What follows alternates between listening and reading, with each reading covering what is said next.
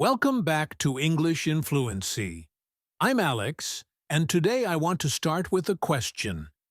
Have you ever been in a conversation where someone said something like, "Well, I suppose it might be worth considering," and you just stared at them, nodded slowly, and thought, what does that actually mean? Do they agree?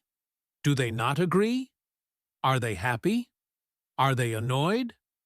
If that has ever happened to you, then you are in exactly the right place today, because this episode is all about something that real English speakers do constantly, something that most textbooks completely ignore, and something that, once you understand it, will change the way you listen to English forever. Today we are going to talk about how English speakers express opinions carefully. We are going to look at the soft, polite, gentle ways that native speakers share what they think, without being too direct, without sounding rude, and without committing too strongly to one side. This is not just grammar. This is not just vocabulary. This is how real people actually talk. And honestly, it is one of the most interesting parts of natural English. So stay with me, because by the end of this episode, you are going to understand these expressions, you are going to hear them clearly, and you are going to be able to use them yourself. But before we dive in, I want to say something quickly. If you are new here, welcome. This channel is made for people who want to understand real, natural English, not the kind you find in outdated textbooks, but the kind you hear in conversations, on podcasts, in workplaces, in coffee shops. Every episode is designed to help you listen better, understand more, and feel more confident. If that sounds like something you want, hit that subscribe button right now and turn on notifications so you never miss an episode. And if you are already a regular listener, thank you so much. You make this channel worth making. Okay, let's get into it. So, the first thing I want you to understand is why English speakers are often indirect when they share opinions. And I think the easiest way to explain this is through a story. Imagine a woman named Clara. Clara works in a busy office in London. One afternoon, her colleague, a man named Patrick, comes to her desk and shows her a business proposal he has been working on for weeks. He is really proud of it.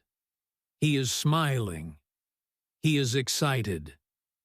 He says, "Clara, what do you think?" "I think it is brilliant. Best idea I have had in years." Now, Clara reads the proposal, and honestly, she thinks it has some problems. She thinks the budget section is unrealistic. She thinks the timeline is too short. She thinks one of the main ideas has already been tried by a competitor and failed. But she also knows that Patrick has worked really hard on this. She knows he is proud of it. And she knows that if she just says, "Patrick, this is not good. The budget is wrong. The timeline is too short, and the main idea already failed at another company," Patrick is going to feel terrible. The relationship might become difficult. The atmosphere in the office might get awkward. So what does Clara do?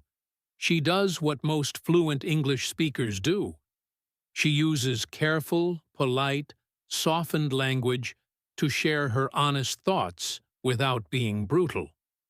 She says something like, "Patrick, I think you have put a lot of effort into this, and there are some really interesting ideas here. I just wonder if the budget might need a second look. And I am not totally sure about the timeline, to be honest.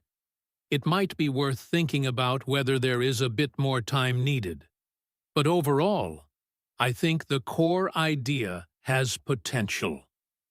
And Patrick walks away thinking, okay, she has some concerns, but she sees value in it. I should probably revise the budget and timeline. The message got through. The relationship stayed intact. That is the power of polite, careful opinion language. And here is the thing. This is not just something that happens in offices.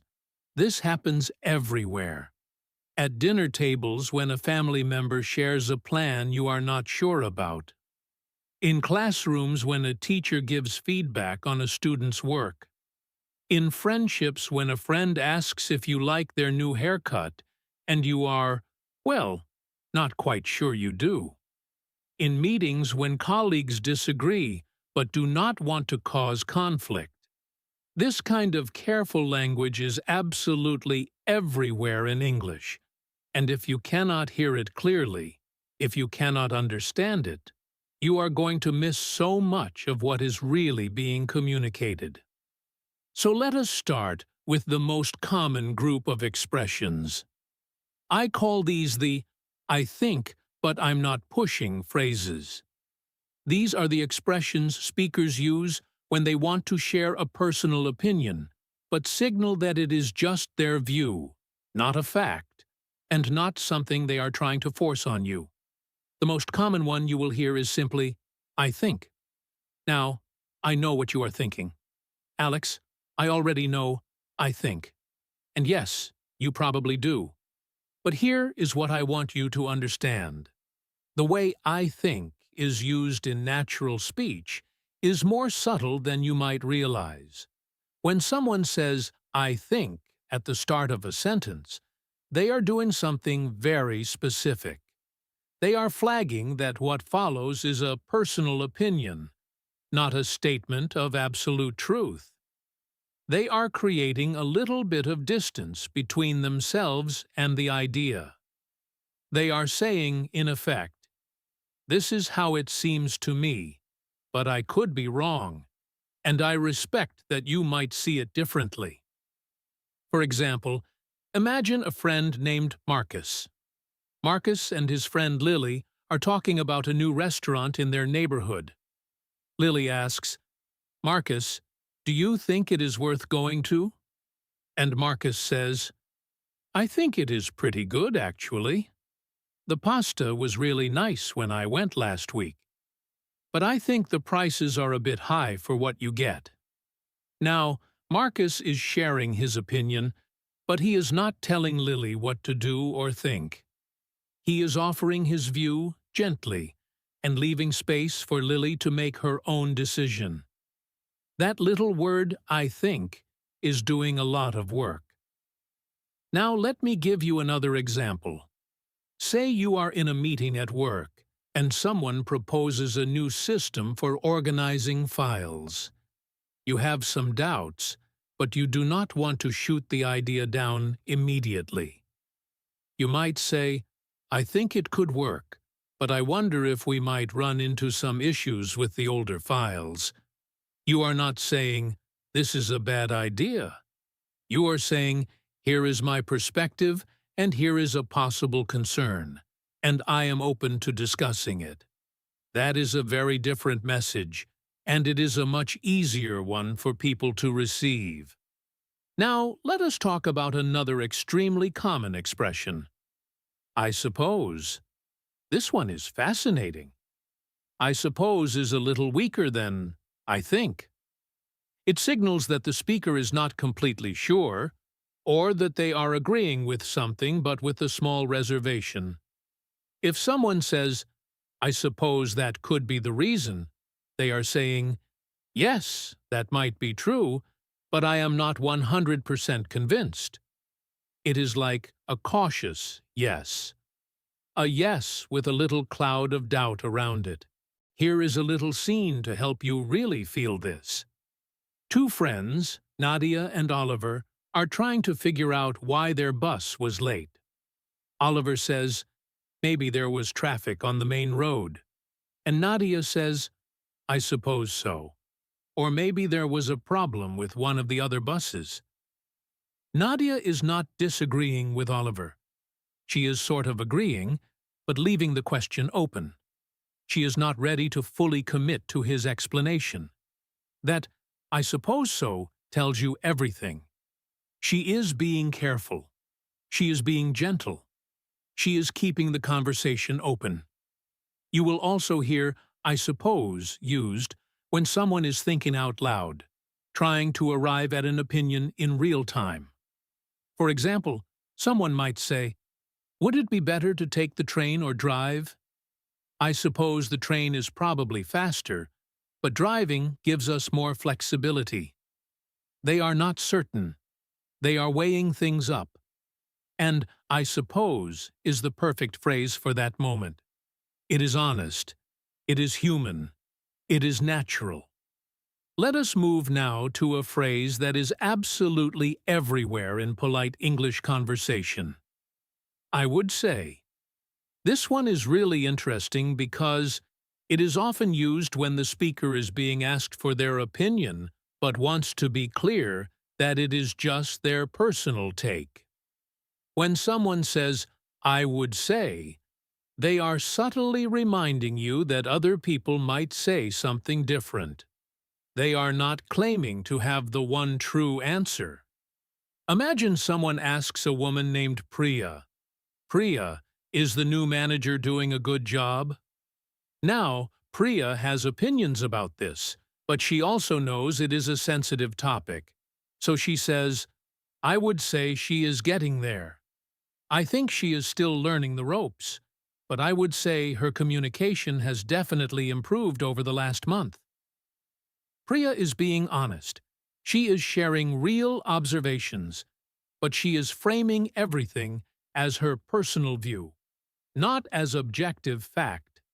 And that makes her opinion much easier to hear, especially on a sensitive subject. Another very powerful phrase in this category is, "I tend to think." This is wonderful because it suggests a pattern, a general way the speaker sees things, rather than a fixed, certain belief.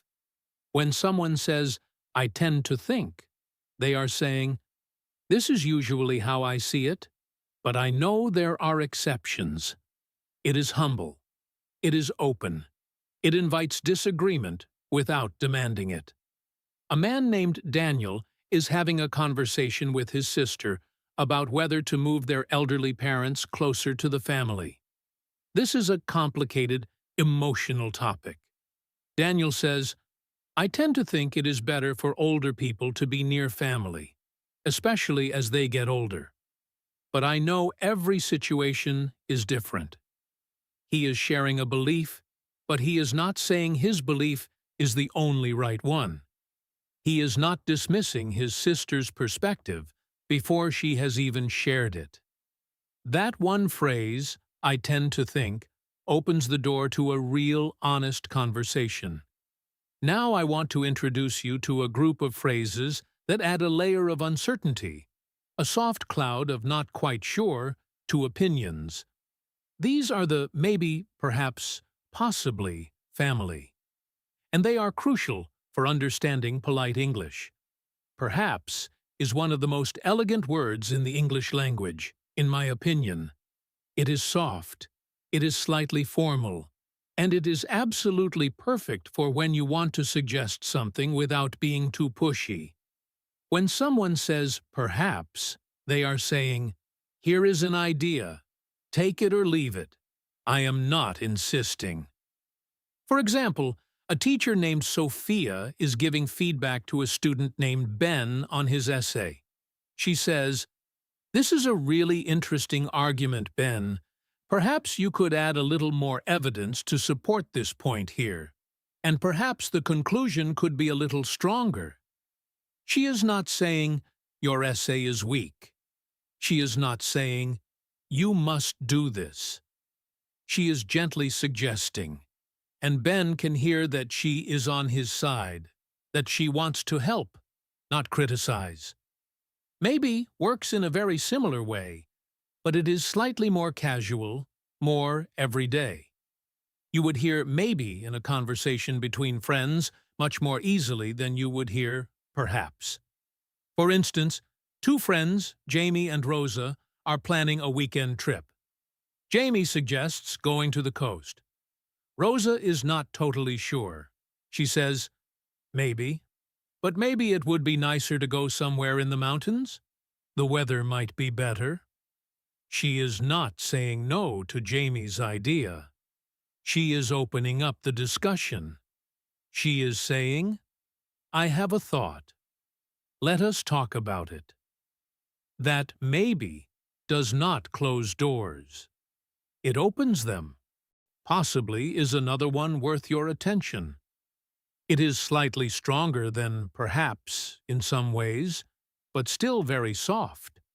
It is often used when someone is thinking through options. Could we possibly finish this by Friday? It might possibly be better to try a different approach. Possibly, but I would need to check the numbers first. Each of these uses possibly to keep things open, to signal that the speaker is not making a firm decision yet, or is not totally certain. Let us now talk about hedging.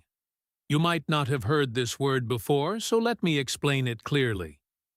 Hedging is when a speaker adds words or phrases that reduce the strength of what they are saying. It is like putting a soft cushion around your words, so they do not land too hard. Native English speakers hedge all the time, especially in polite or professional situations. One of the most common hedging phrases is, I am not sure, but.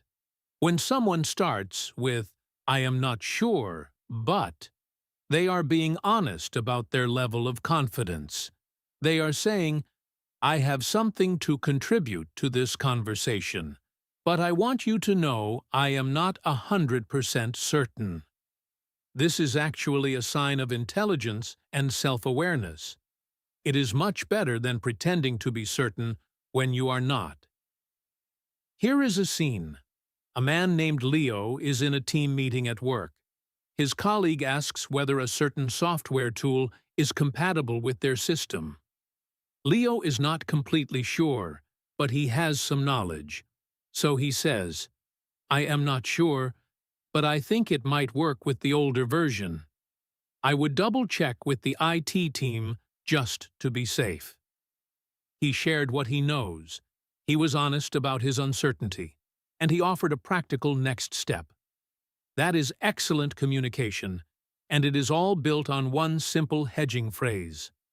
Another very common hedging phrase is, it seems to me. This is softer than I think, and even more personal. When someone says, it seems to me, they are saying, this is how it appears from where I am standing. My view, from my angle, with my information. It is deeply humble. It leaves enormous room for other perspectives. Imagine a discussion between two neighbors, Elena and Tom, about a building project on their street. Elena says, it seems to me that the new building is going to block a lot of the light for the houses on this side. I might be wrong, but that is how it looks to me. Tom might have a completely different view. But Elena is not saying her view is the right one. She is offering it as hers.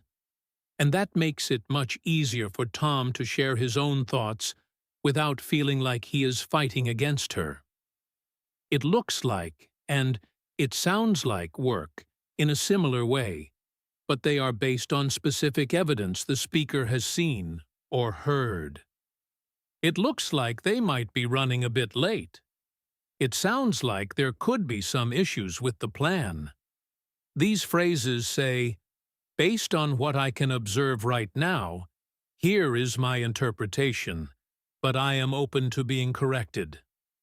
Now, let me introduce a set of phrases that are extremely common in English conversations when someone wants to partially agree but also add a reservation or a different angle. These are the yes, but family, and they are absolutely essential for understanding nuanced English. The most polite and sophisticated version of yes, but in English is, that is a fair point, but I wonder if... This phrase is brilliant because it starts by acknowledging the other person's view. It says, I hear you. I respect what you said. And now I want to add something. It is collaborative rather than combative. Let me give you an example. A woman named Isabel and her partner, Nick, are discussing whether to buy a new car. Nick says they should buy a large family car because they have 3 children. Isabel says, that is a fair point, but I wonder if we might find a smaller car is actually more practical for the city. Parking is so difficult. She did not dismiss Nick's point. She honored it. And then she gently introduced her own perspective. The conversation can move forward without anyone feeling attacked. Another phrase in this family is, I see what you mean, but. This one is even warmer because it signals understanding. Not just hearing the other person, but actually seeing their perspective. I see what you mean, but I just feel like. Or, I see what you mean, but I am slightly worried about. These phrases keep the conversation collaborative and kind. Here is another scene. 2 students, Finn and Maya, are working on a group project. Finn wants to do a presentation. Maya thinks a written report might be better. Maya says, I see what you mean about the presentation being more engaging, but I just wonder if a written report might give us more time to cover all the details properly. Finn does not feel dismissed. He feels heard. And now the 2 of them can have a real conversation about the best approach. Let us now move into some real listening practice. I am going to describe some short conversations, and I want you to pay close attention to how the speakers express their opinions. Think about what each phrase signals. Think about what the speaker is really trying to say underneath the polite language. First conversation. A woman named Grace and her friend, a man named Sam, are talking about a new diet that is becoming popular. Sam says, I have been reading about this new diet, and I think it might actually work. A lot of people seem to be having good results with it. Grace says, I suppose it could work for some people. I tend to think that diets work differently for everyone, though. I am not sure it would suit me personally, but I can see why people are trying it. Now, let us break that down together. When Sam says, I think it might actually work, notice the combination of I think and might. He is not saying, this diet definitely works. He is saying, based on what I have read, this is my impression, but it is not certain. That is already quite careful. Then Grace says, I suppose it could work for some people. She is not disagreeing with Sam. She is narrowing his claim. She is saying, yes, it is possible, but maybe not universally. Then she says, I tend to think that diets work differently for everyone. That tend to think is so important. She is saying this is her general belief, her usual way of seeing things, not a fixed fact she is insisting on. And then, I am not sure it would suit me personally, is very honest. She is speaking about her own situation with uncertainty. And finally, I can see why people are trying it, is generous. She is acknowledging that Sam's enthusiasm makes sense, even if she does not personally share it.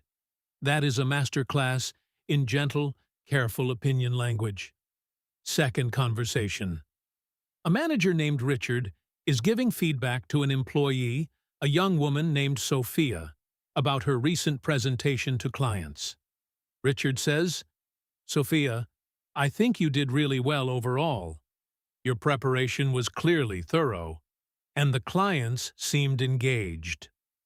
I just wonder if, perhaps, you might want to slow down a little more when you get to the technical parts. It seems to me that some of the clients might have found that section a little fast, but honestly, It was a strong presentation. I would say you should be pleased with how it went. Let us unpack that. Richard starts with clear, warm praise, which is important. But then he uses, "I just wonder if," to introduce his one concern. Just softens it even further. "I just wonder if" is about as gentle as feedback can be. Then he uses perhaps and might want to make it feel like a suggestion, not a command. Then it seems to me to flag that this is his impression, not a fact. Then might have found to express uncertainty about the client's reactions. And he ends by coming back to the positive. I would say you should be pleased. Whole thing is warm, honest, and beautifully balanced. If you are a manager, or if you ever have to give feedback in English, this is a great model to learn from. Third conversation. Two old friends, Clara and Ben, are catching up over coffee. Clara has just moved to a new neighborhood, and Ben asks her what she thinks of it. Clara says, "Well, I would say it is a bit of an adjustment, to be honest. I suppose I miss my old street. Maybe I was expecting it to feel more like home by now, but it is still early days. I think it will get better. It seems like a friendly enough area, actually. The neighbors have been quite welcoming." Notice how Clara moves through a range of emotions and opinions here, and each one is expressed carefully. I would say it is a bit of an adjustment. Tells you she is finding it hard, but she is not being dramatic. I suppose I miss my old street uses suppose to show she is admitting something a bit reluctant, something slightly vulnerable. Maybe I was expecting uses maybe to gently question her own expectations. I think it will get better shows optimism, but gentle optimism, not certainty. And it seems like a friendly enough area uses seems to base her observation on evidence without overclaiming. Enough is also interesting. It means it meets a standard, but perhaps only just. That whole little speech feels very real, very human. That is because the language is natural and appropriately uncertain. Now, let me spend some time on a few more phrases that come up constantly in natural English. Phrases that you will hear in workplaces, in social situations, and in everyday conversations, and that carry a lot of meaning even though they sound simple. To be honest is one of my favorites. When someone says to be honest or honestly, they are usually about to share something a little more real, a little more direct, something they might not normally say so openly. It is a phrase that invites the listener in. It says, "I am about to tell you what I actually think, not just the polite version." For example, someone might say, "It is a nice place to visit, but to be honest, I would not want to live there." The "to be honest" tells you that the opinion that follows is genuine and perhaps slightly unexpected. It creates a little moment of connection. "If I am honest" works the same way. "If I am honest, I was a little disappointed by the outcome." "If I am being honest, I think we could have done better." These phrases are invitations to trust. They say, "I am going to be real with you now." They build closeness. Personally is another powerful little word. When someone says personally, they are very clearly marking the opinion as their own, and not claiming it is everyone's view. Personally, I prefer the original version. Personally, I think we should wait a little longer. Personally, I find that kind of humor a bit much.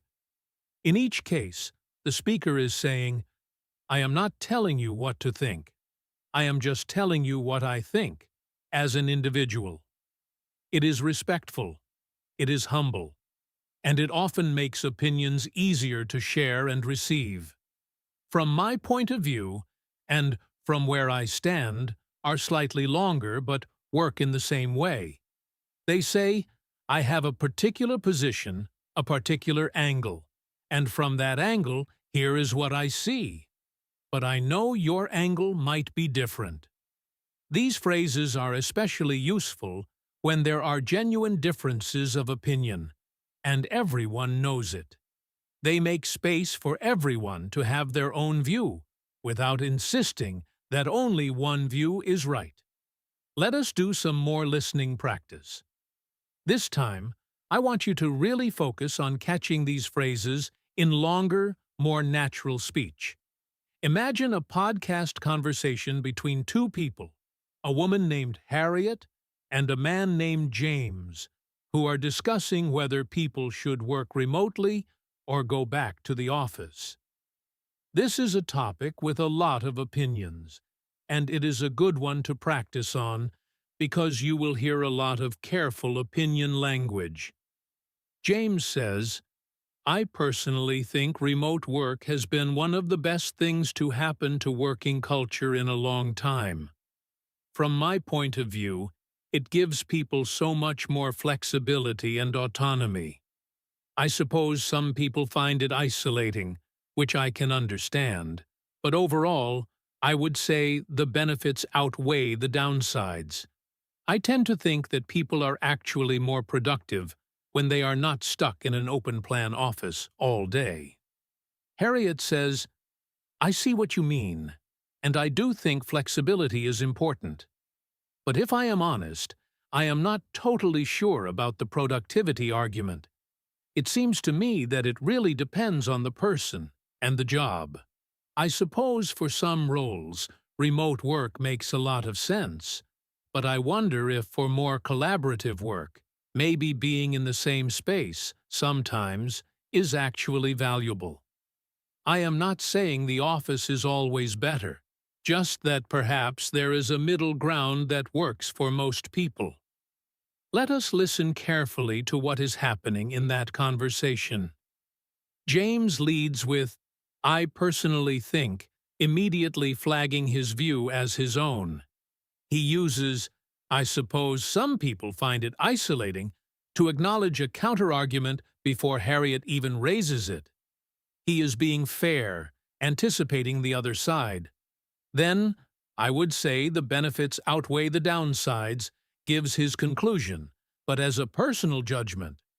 And I tend to think for his productivity point, makes it a general belief, rather than a proven fact. Harriet then uses, I see what you mean, to show she has genuinely heard James. Then, if I am honest, to signal that she is about to share a real reservation. I am not totally sure about the productivity argument, is very gentle. She is not saying he is wrong. She is saying she has doubts. It seems to me, bases her view in her own perception. Then, I suppose, acknowledges the partial truth of his point. Then, I wonder if, introduces her alternative idea, very softly. And then, maybe, keeps it open. And then she ends beautifully. I am not saying the office is always better, just that perhaps there is a middle ground. That closing is incredibly diplomatic. She defines what she is not saying to make clear what she is saying. That is advanced, sophisticated communication. Now let us talk about something slightly different, but very closely related. Sometimes in English, people express opinions not just carefully, but with what I would call pre-softeners. These are little phrases at the very beginning of a sentence that prepare the listener to receive an opinion, especially one that might be a bit unexpected or difficult to hear. I do not want to be negative, but is one of these. When someone says that, they are doing something quite kind. They are warning you. They are saying, look, I have a concern, and I do not want you to think I am being difficult or unkind. Here it is. For example, I do not want to be negative, but I think we should consider what happens if this does not go as planned. The person wants to raise a concern, but does not want to dampen the mood unnecessarily. I know this might sound strange, but is another one. This is used when the speaker suspects their opinion is a bit unusual or goes against the majority view. It is humble. It says, I know I might be in the minority here, but I want to share my honest thought. For example, I know this might sound strange, but I actually think the first design was better. There was something really original about it. The I know this might sound strange opens the door for disagreement without embarrassment. I could be wrong, but is one of the most important of these pre-softeners. It is used constantly by thoughtful, careful speakers. When someone says, I could be wrong, but, they are showing intellectual humility. They are saying, I have a thought, but I hold it loosely. I am open to being corrected. For example, I could be wrong, but I think the deadline might have been changed. You might want to double-check. This is genuinely helpful because it gives you information while also protecting you from relying too heavily on it if the speaker turns out to be mistaken. Correct me if I am wrong, but works similarly. It is slightly more interactive. It invites the listener to weigh in. Correct me if I am wrong, but I think the meeting is at 3 o'clock, not 2. It is a lovely phrase because it is both informative and humble at the same time. Let us now look at how these phrases combine in natural conversation. Because in real speech, people do not use just one softening phrase. They stack them, they layer them, they mix and match, and that can make the language feel fast and complicated if you are not ready for it. Imagine a conversation between two architects, a woman named Gemma and a man named Theo. They are reviewing a client's feedback on a building design. The client has asked for some changes. Gemma says, Right, so the client wants us to rethink the entrance. Theo, what do you think? Theo says, Okay. I suppose I see their point about the entrance feeling a bit narrow. If I am honest, I have always had a slight worry about that, but I did not want to say too much, because I thought maybe it was just me. I wonder if perhaps we could widen it by a meter or so. I tend to think that would make a big difference to how the whole building feels when you walk in. I could be wrong, but it seems to me that the client is actually telling us something important here, something that maybe a lot of visitors would feel too, but would not say. Now, look at all the layers there. I suppose I see their point is a gentle, partial agreement. If I am honest, signals a real disclosure. I have always had a slight worry, shares a long-held concern, softened by slight. But I did not want to say too much because I thought maybe it was just me, is wonderfully human. It shows that Theo was uncertain about his own perception. I wonder if perhaps layers two softeners together to make the suggestion as gentle as possible.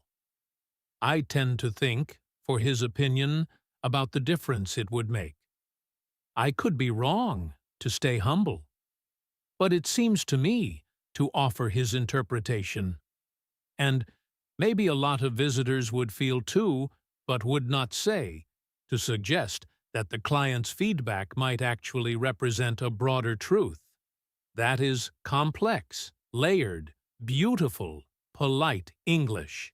And once you can hear it and understand it, you will realize that real conversations are full of it.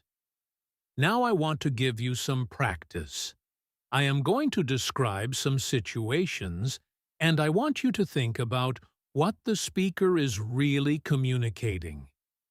This is a great exercise for developing your listening comprehension and your understanding of nuance. Situation 1. Two friends, Anna and Tom, are talking about Tom's decision to change jobs. Anna says, "I think it sounds like an exciting opportunity, honestly. I suppose I am a little bit worried about the uncertainty, but I can see why you are drawn to it. Maybe it will be exactly what you need. I would say go for it, but just make sure you have thought through all the details first." What is Anna really saying? She is genuinely supportive. She is not pretending to be enthusiastic when she is worried. She is balancing her excitement for Tom with an honest acknowledgement of her concern. "I suppose I am a little bit worried" is honest, but softened. "I can see why you are drawn to it" shows empathy. "Maybe it will be exactly what you need" is hopeful, but careful. And "I would say go for it, but" gives a real recommendation while keeping one condition. Anna is being a good friend. She is being honest and kind at the same time. She is not just telling Tom what he wants to hear, but she is also not raining on his parade. Situation 2. A woman named Chloe is in a meeting at work. Her boss asks her opinion on a new proposal. Chloe says, "If I am being honest, I think there is a lot of potential here. I do wonder, though, if perhaps the timelines are a little optimistic. It seems to me that we might need a bit more time in the testing phase, but I could be wrong, and I think it is worth exploring further. I would love to see some more detailed figures before we commit." What is Chloe really saying? She likes the proposal. She is being honest about that. But she has a specific, practical concern about the timeline. She raises it gently with, "I do wonder, though, if perhaps." She bases it on her own perception with, "It seems to me." She stays humble with, "I could be wrong." She keeps the conversation constructive with, "It is worth exploring further." And she ends with a very reasonable professional request: more detailed figures. Chloe is doing exactly what a good professional communicator does. She is being genuinely helpful, not just agreeable. Now I want to spend a few minutes on something that sometimes confuses learners: the difference between being politely uncertain and being passively evasive. Because these can look similar on the surface, but they are actually very different.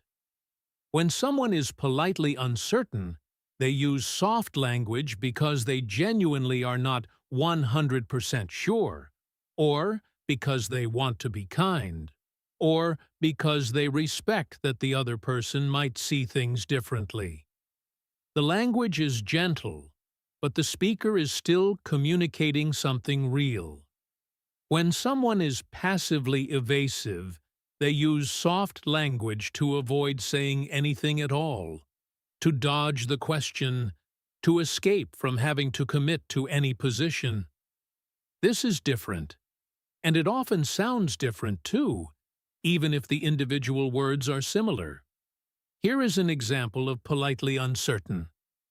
"I think the project is probably on track, but I would want to check the latest numbers before saying for certain."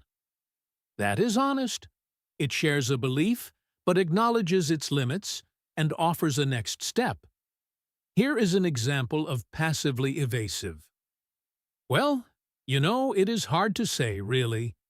There are a lot of factors, and, well, I suppose anything is possible. It is just one of those things." That does not really say anything. It floats around without landing anywhere. It is the linguistic equivalent of shrugging. Fluent listeners can often tell the difference. And as your listening improves, you will be able to feel it too. Politely uncertain language has a kind of direction to it. It goes somewhere. Passively evasive language often circles and drifts. Let us now look at some phrases that are used to signal partial agreement. These are different from the phrases we have been looking at so far, because they come after you have heard someone else's opinion and you want to respond to it without either fully agreeing or fully disagreeing. There is something in that, is a lovely phrase. It means, I see the truth in what you are saying, even if I do not entirely agree. For example, there is something in that argument. I do think the environmental concerns are real, even if I am not sure the proposed solution is quite right. You have a point works similarly. You have a point. I had not thought about it from that angle. It acknowledges the value of what the other person said, but you can add a but or a however after it to introduce your own view. You have a point, but I still think there might be a better approach. I can see where you are coming from is one of the warmest phrases in this category. It says, I understand your perspective. I can see the logic or feeling behind it. It does not mean you agree. It just means you understand. And understanding is very different from agreeing. You can understand someone's position completely and still have a different one. Here is a scene. Two siblings, Rachel and David, are arguing about whether to sell their family home after their parents retire. David thinks they should sell. Rachel is not sure. Rachel says, I can see where you are coming from, David. I know it makes financial sense. I just wonder if maybe Mom and Dad might feel it more than we expect. I suppose I am not sure they are as ready as we think, but I understand your reasoning. David feels heard. Rachel has communicated her concern without dismissing his point. That is excellent. Now I want to look at some very specific, very natural-sounding phrases that you will hear in more informal, conversational English. These are less textbook and more kitchen table. I am not saying it is definitely wrong, but is a fantastic phrase. It is almost like a pre-apology for disagreeing. It says, I have a different view, but please do not hear this as an attack. For example, I am not saying it is definitely wrong, but I just think we might want to get a second opinion before we decide. I might be overthinking this, but is another great one. It signals that the speaker is about to share a concern that they themselves are not sure is entirely reasonable. It is self-aware and humble. I might be overthinking this, but I just want to make sure we have a backup plan in case things do not go as expected. Call me crazy, but is more casual still, used among friends. Call me crazy, but I actually think the budget version might be just as good as the expensive one. It is almost a jokey, playful way of introducing an unconventional opinion. It softens the potential disagreement with a touch of humor. Take this with a grain of salt, but is used when the speaker is not confident in the reliability of the information they are sharing. Take this with a grain of salt, but I heard the project might be put on hold. I am not 100% sure. These phrases are less formal than the ones we looked at earlier, but they follow the same principle. They soften. They signal humility. They keep the conversation open. And they are absolutely everywhere in real, natural, everyday English. Now I want to bring all of this together in one final, longer practice scene. I want you to really listen, and as you do, try to identify as many of the phrases and patterns we have been talking about as you can. This is a conversation between three colleagues, a woman named Sophie, a man named Marcus, and a woman named Zoe. They are discussing whether their company should move to a 4-day work week. Sophie says, I have been thinking about this a lot, and personally, I think there is a real case to be made for a 4-day week. I tend to believe that people are more productive when they have more rest. It seems to me that a lot of companies that have tried it have had pretty positive results, from what I have read. But I could be wrong. I am not sure I have seen the full picture. Marcus says, I see what you are saying, Sophie, and there is something in that. I would say I am cautiously optimistic, but if I am honest, I wonder if perhaps our clients might not be as understanding. I suppose we could try to manage expectations, but I am not totally sure how that would work in practice. Maybe there is a way to pilot it first, though. I would not want to rule it out. Zoe says, I think that is a fair point, Marcus. And Sophie, I can see where you are coming from. Personally, I suppose I feel a bit torn, to be honest. On one hand, I think the idea is exciting. I mean, an extra day off sounds amazing, and I tend to think it would boost morale. On the other hand, I am not sure we have thought through all the logistics yet. Perhaps we could put together a small working group to look into it more carefully before we make any decisions.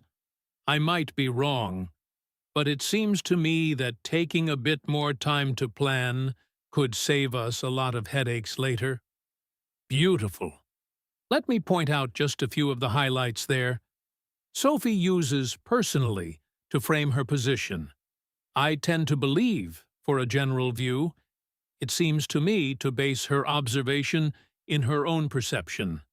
And then she ends with, I could be wrong. I am not sure I have seen the full picture. That is intellectual humility at its best. She holds her own opinion, but does not overstate her certainty. Marcus opens with, I see what you are saying, and there is something in that to honor Sophie's view. He describes himself as cautiously optimistic, which is wonderfully honest and precise. Then, if I am honest, I wonder if perhaps stacks 2 softeners for maximum gentleness. I suppose we could, and I am not totally sure, keep his reservations appropriately uncertain. Maybe there is a way to pilot it first, is a constructive suggestion. And I would not want to rule it out closes on an open, generous note. Zoe weaves everything together. She uses, I think that is a fair point, to validate Marcus, and I can see where you are coming from to validate Sophie. She admits to feeling a bit torn, which is honest and human. She says, I mean, an extra day off sounds amazing, which is wonderfully casual and real. She uses, I tend to think, for her view on morale. Then, I am not sure for her reservation. Then, perhaps, for her suggestion. And she ends with, I might be wrong, but it seems to me to close with humility. She is managing 3 people's feelings, 2 opposing ideas, and a constructive way forward, all with careful, polite, beautifully layered opinion language. This is what real, fluent English sounds like. This is what is actually happening in conversations, in meetings, in friendships, in families, every single day. And now you can hear it. Now you understand it. Now you can start to use it yourself. And that brings me to the practice section, which I want you to really take seriously, because it is one thing to understand these phrases passively, and it is another thing entirely to actually be able to use them. So here is what I want you to do. Think of a topic you have an opinion on. Maybe it is something simple, like whether you prefer living in a city or in the country. Maybe it is something a bit more complex, like whether social media has been good or bad for young people. It does not matter what the topic is. What matters is that you try to express your opinion using at least 5 of the phrases from today's episode. Start with something like, "I personally think," or "from my point of view." Add a hedging phrase like, "I suppose," or "I am not totally sure." Introduce a concern or alternative with, "I wonder if," or "maybe." Show intellectual humility with, "I could be wrong," or "it seems to me." And bring it home with something constructive like, "but I would say," or "perhaps there is a middle ground." Say it out loud. Really say it. Not just in your head. Because your speaking muscles need practice just as much as your listening brain does. Say it to yourself. Say it to a friend. Record yourself and listen back. The more you practice, the more natural it will feel. And the more natural it feels, the more you will start using it in real conversations without even thinking about it. And that is the goal. That is the point where language stops being something you study and starts being something you live. Before I let you go today, I want to say one more thing. Learning to understand soft, polite, careful English is not just a language skill. It is a human skill. The ability to share your opinion without crushing someone else's, to disagree without being unkind, to hold your own view while respecting someone else's, these are some of the most valuable things a person can do in any relationship, in any workplace, in any conversation.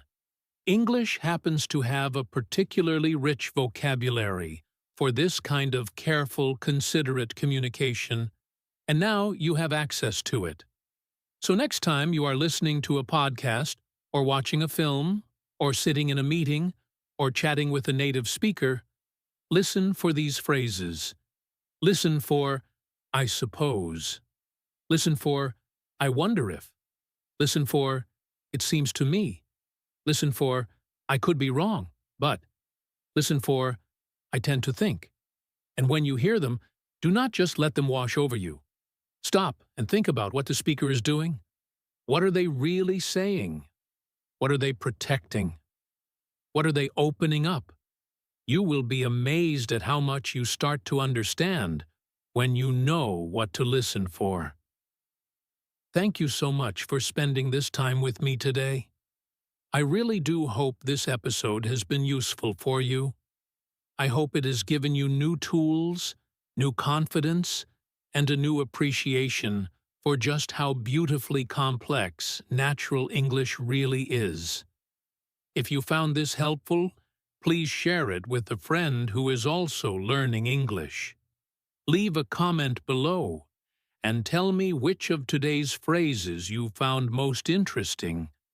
Or tell me about a time when you heard this kind of careful opinion language and did not quite understand it.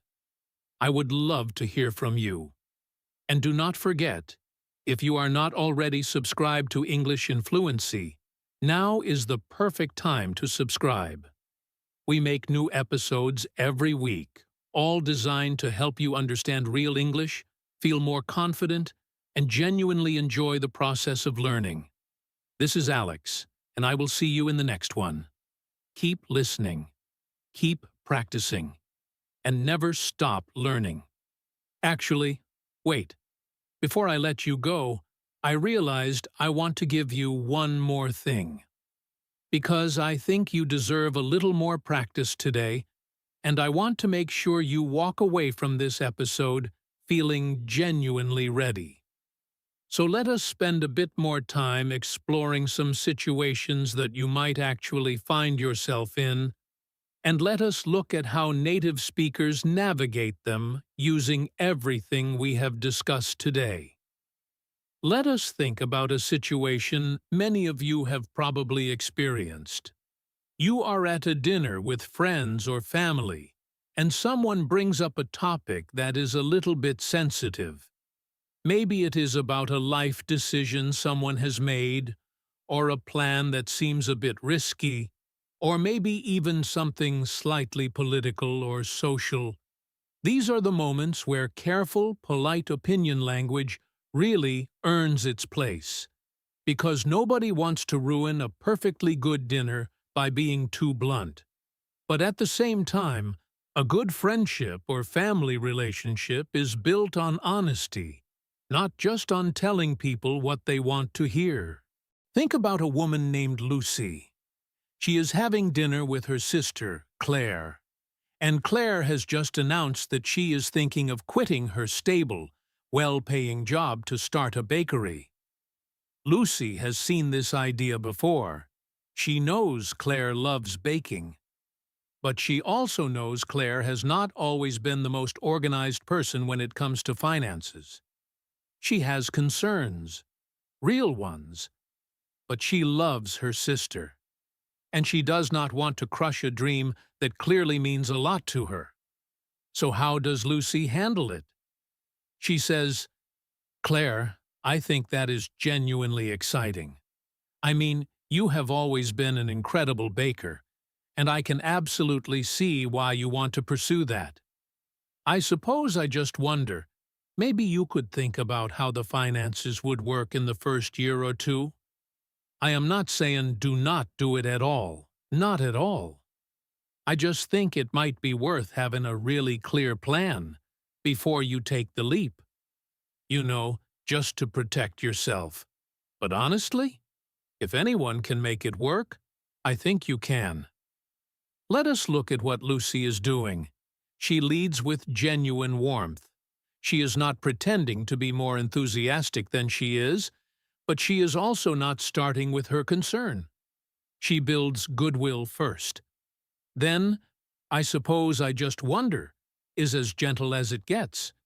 She softens it further with, "Maybe you could think about," which is a suggestion, not a demand. "I am not saying do not do it at all," explicitly clarifies what she is not saying, which protects against misunderstanding. "I just think it might be worth" uses three softeners together. Just, think, and might. Might be worth is especially gentle because it only suggests that something has value in being considered, not that it must be done. And then she ends with a statement of confidence in Claire that is completely genuine. "If anyone can make it work, I think you can." Beautiful, balanced, kind and honest at the same time. Now, let us look at a completely different kind of situation. You are in an English class, or maybe an online language exchange, and your teacher or conversation partner asks your opinion on a topic for discussion. This is actually a very common situation for English learners, and it is one where people often feel nervous about being too direct or saying the wrong thing. Let me give you a model conversation to learn from. The teacher asks a student named Kevin, "Kevin, do you think it is better for children to grow up in a city or in the countryside?" Now, Kevin is a thoughtful person. He can genuinely see both sides, and he does not want to just give a flat, boring answer.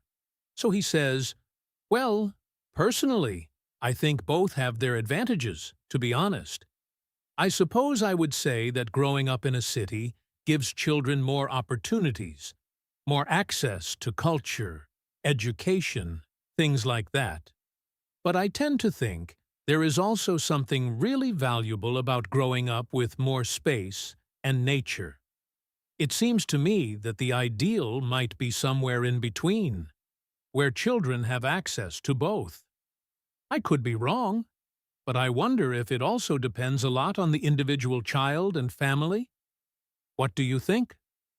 Now, Kevin has done several wonderful things here. First, he has avoided the trap of being artificially one-sided just because he was asked a yes or no style question. He acknowledged the complexity honestly. Second, he has used a beautiful variety of the phrases we have been practicing. Personally, I suppose I would say, I tend to think, it seems to me, I could be wrong, and I wonder if. Third, he ended by turning the question back to his teacher or partner.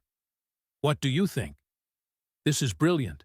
It makes the conversation collaborative. It shows that Kevin is genuinely interested in other perspectives, not just performing his own opinion.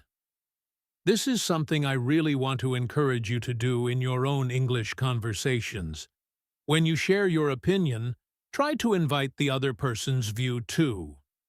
What do you think? Or, does that make sense?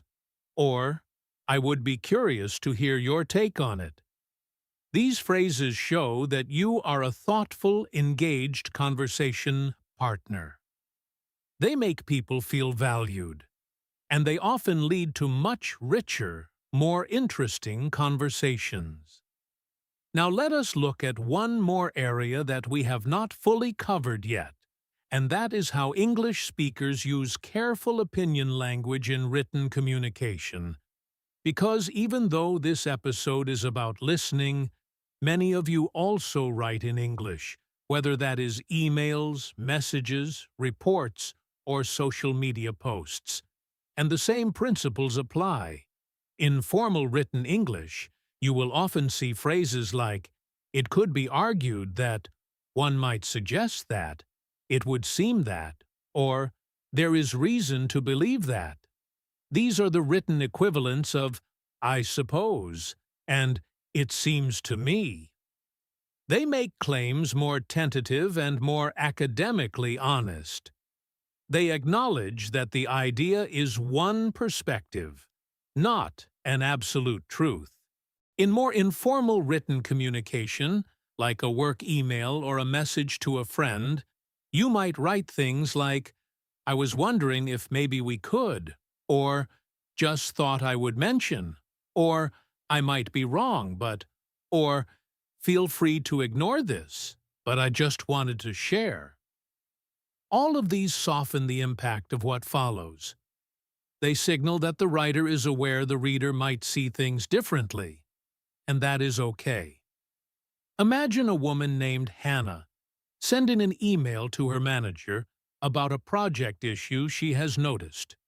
She writes, "Hi Sarah, I hope you are well. I just wanted to flag something I noticed with the timeline for the project, though please ignore this if you have already addressed it. It seems to me that we might be slightly behind on the testing phase. I could be wrong, and perhaps I am not seeing the full picture. But I just wondered if it might be worth a quick check-in to make sure we are on track. Happy to help if there is anything useful I can do. Best, Hannah." Look at how carefully constructed that email is. "Just wanted to flag something" is casual and non-threatening. "Please ignore this if you have already addressed it" is wonderfully considerate. It gives the manager an easy out if the concern is unfounded. "It seems to me" and "I could be wrong" signal humility. "Perhaps I am not seeing the full picture" shows awareness of her own limited view. "I just wondered if it might be worth" is about as soft as it gets. And "happy to help if there is anything useful I can do" ends on a constructive, collaborative note. Sarah is going to read that email and feel respected. She is not going to feel like her employee is criticizing her management. She is going to feel like she has a thoughtful, helpful team member who noticed something and wanted to share it carefully. Now, I also want to give you something practical that you can use right now. A kind of cheat sheet in your mind. When you are in a conversation in English and you want to share an opinion, try running through this simple mental process. First, think about whether your opinion is a strong, confident one or a soft, uncertain one.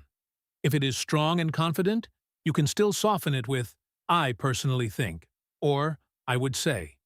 If it is soft and uncertain, reach for "I suppose," "I wonder if," or it seems to me.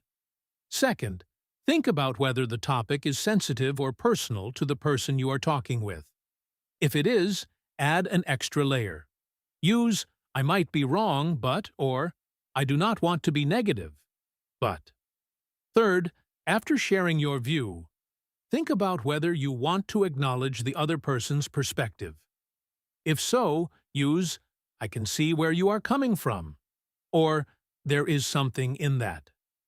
Fourth, if you want to end constructively, add a suggestion with "perhaps" or "maybe" or "I wonder if."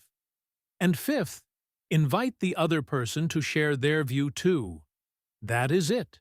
That is the framework. It is not complicated, but it does require practice. The more you use it, the more automatic it becomes. And the more automatic it becomes, the more fluent and natural you will sound in English. One final thought. I want you to think about why this kind of language matters beyond just sounding fluent in English. The truth is, the phrases and patterns we have been looking at today are expressions of something really important in human relationships. They are expressions of respect. When you say, "I could be wrong," you are saying, "I know I am not the only person who can be right." When you say, "I see where you are coming from," you are saying, "Your perspective has value, even if it is different from mine." When you say, "perhaps," or "maybe," or "it seems to me," you are saying, "I hold my opinions with open hands. I am not trying to force them on you." That is not just good English. That is good humanity. And in a world where conversations can so easily become arguments, where opinions can so quickly become weapons, this kind of careful, kind, respectful language is more valuable than ever. So use it, practice it, listen for it, and let it shape not just how you communicate in English, but how you think about communication in general. Because when you genuinely listen for what people are really saying, when you understand the nuance and the care behind their words, you start to connect with people in a much deeper way. And that is what language is really for. This has been English in Fluency. I am Alex. Thank you for listening today. Go practice, and I will see you next time. And hey, one quick thing before you actually go. I know I said that already, but I really mean it this time. If you have been studying English for a while and you sometimes feel like your progress has slowed down, or like you understand a lot but still feel stuck in conversations, this kind of nuance work is often exactly what is missing. The vocabulary is there, the grammar is mostly there, but the feeling of real, flowing, human conversation, that comes from understanding the tiny, subtle things, the soft opinions, the hedged statements, the partial agreements, the honest uncertainties. Once those click into place, something shifts, and you start to feel it. You start to feel the language opening up in a way that is hard to describe, but impossible to miss. That is the moment you are building toward. Keep going.